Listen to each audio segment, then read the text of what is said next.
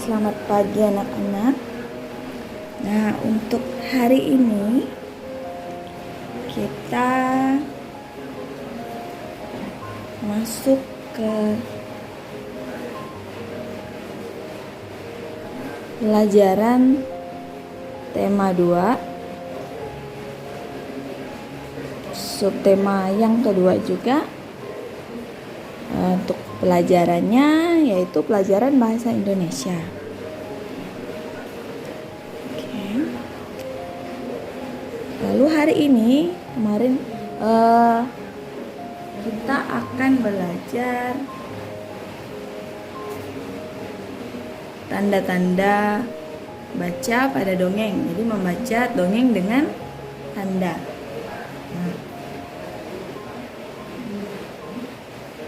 Nah, pada pertemuan sebelumnya itu kan kamu sudah belajar dan sudah tahu jenis-jenis dongeng ya. Salah satunya itu ada fabel ya. Nah, fabel itu kan dia juga dongeng. Nah, kemarin fabel itu adalah dongeng yang tokohnya berupa hewan. Ya kan? Nah, masih ada lagi yang lain. Nah,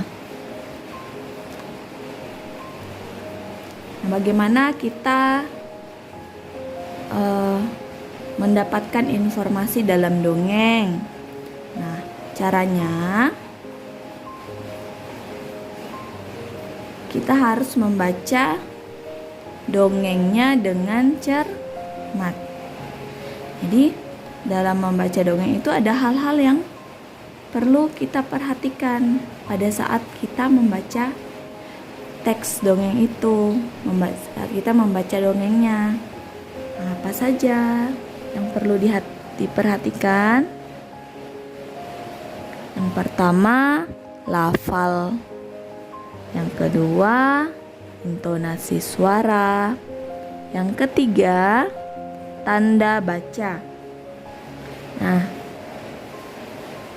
jadi yang harus diperhatikan itu ada lafal, intonasi suara, dan tanda baca.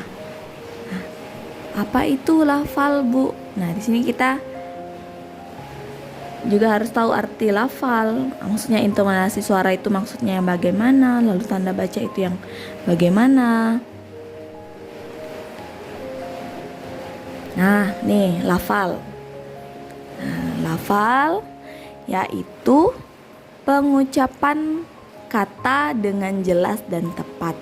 Jadi saat kita membaca cerita,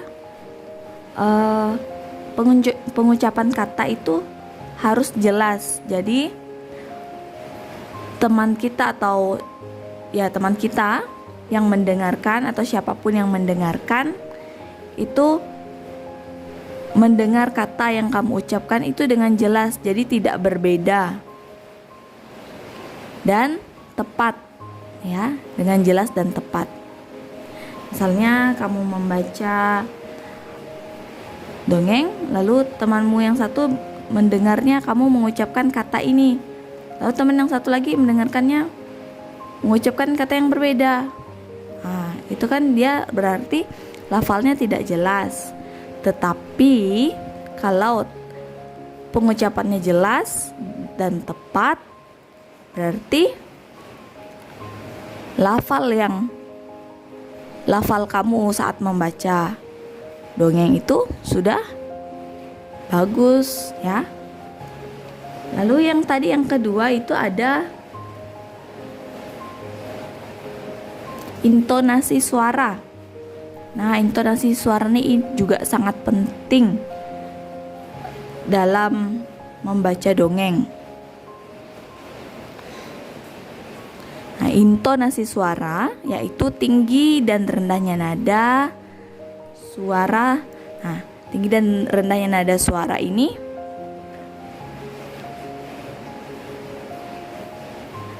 dapat diatur sehingga enak untuk didengar. Nah, ini sangat penting intonasi suara. Nah, intonasi suara ini berhubungan dengan tanda baca. Tanda baca apa saja? Nah, di sini ada nih. Yang pertama, ada tanda baca yaitu tanda titik. Nah, tanda titik ini berarti dibaca dengan suara yang datar. Lalu yang kedua ada tanda baca yaitu tanda tanya, lambangnya seperti ini. Ya, ini. Ini kalau tanda tanya itu dibaca dengan suara menurun. Lalu tanda baca yang ketiga yaitu tanda seru. Kalau tanda seru ini dibaca dengan suara semakin naik. Nah, ini Ibu yakin di kelas sebelumnya dan kalian kan hampir dan semua mungkin ya, semua sudah bisa membaca. Nah, tanda bacanya juga pasti sudah pernah dijelaskan bagaimana harus membaca dengan ada tanda tanyanya, ada tanda seru, ada tanda titik. Pasti sudah pernah kan? Ibu yakin pasti bisa. Lalu untuk yang ketiga itu ada tadi tanda baca nih.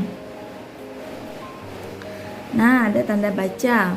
Tanda baca itu yaitu simbol untuk melengkapi sebuah kalimat. Misalnya tanda koma dan tanda titik.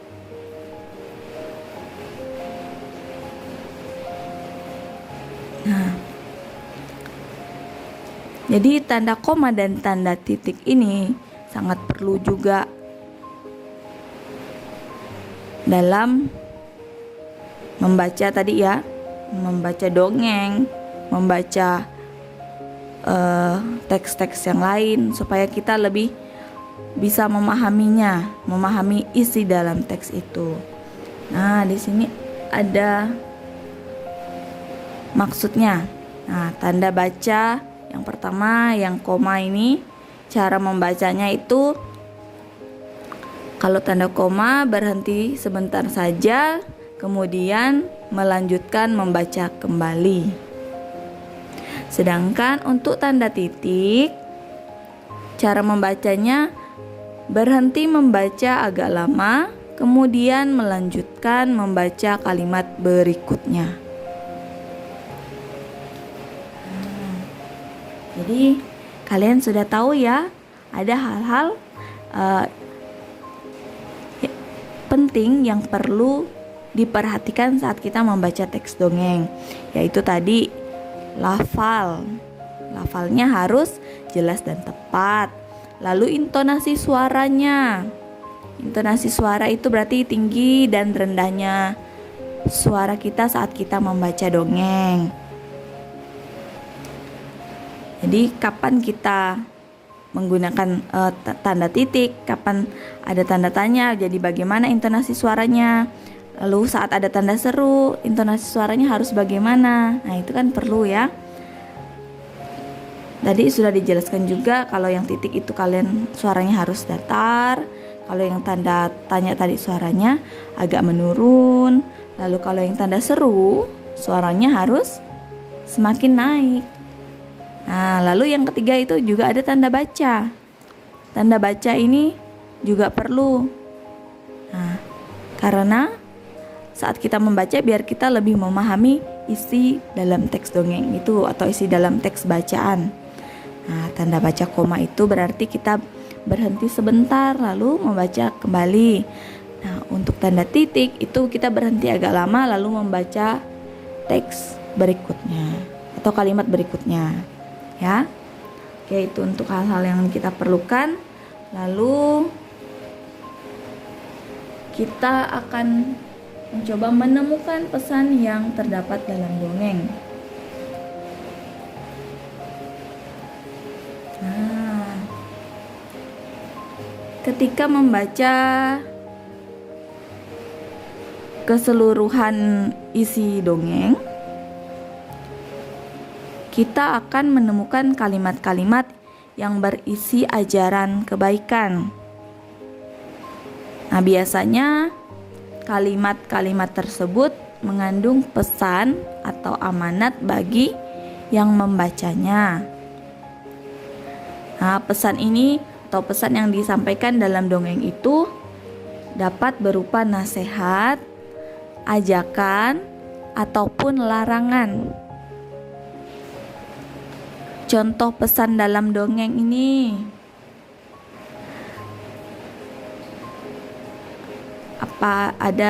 ini ada contoh pesan dalam dongeng ya.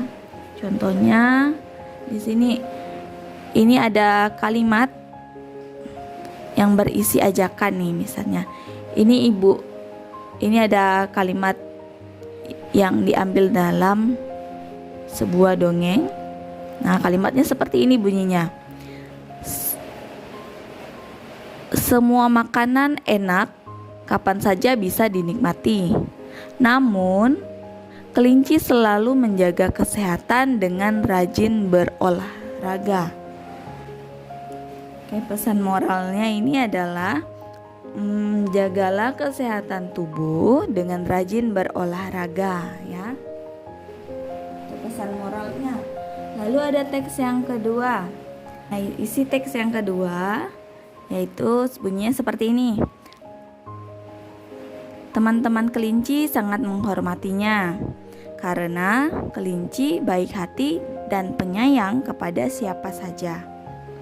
Nah, pesan moralnya di sini dari teks ini adalah jadilah seseorang yang baik hati dan penyayang kepada siapa saja.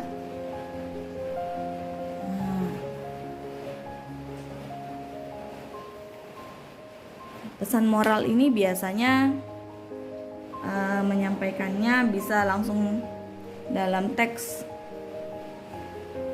juga bisa secara langsung ya. Ini adalah salah satu contoh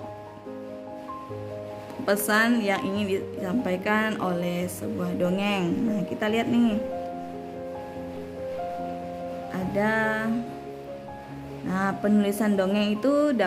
Penulisan dongeng dapat menyampaikan pesan moral dalam berbagai cara, diantaranya yang pertama disampaikan secara langsung dalam teks. Jadi langsung di teks itu pesan moralnya. Jadi saat kita membaca memang sudah ada di dalam teksnya. Lalu yang kedua disampaikan oleh tokoh lain secara langsung atau melalui percakapan antar tokoh. Jadi di dongeng itu ada satu tokoh yang disiapkan untuk menyampaikan pesan atau ya memberikan amanat. Maksud dari dongeng itu, pesan yang ingin disampaikan oleh dongeng itu apa. Biasanya ada disiapkan tokohnya, atau melalui percakapan pun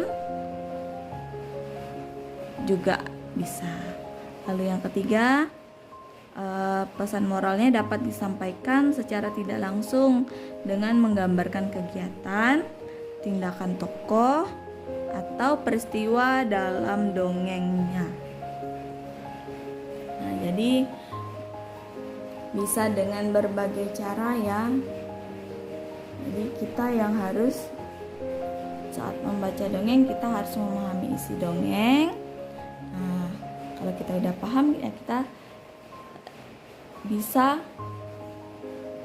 tahu apa sih yang ingin disampaikan, pesan moral apa yang ingin disampaikan oleh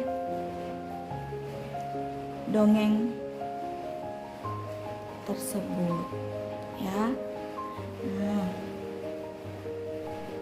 inilah materi kita pada hari ini.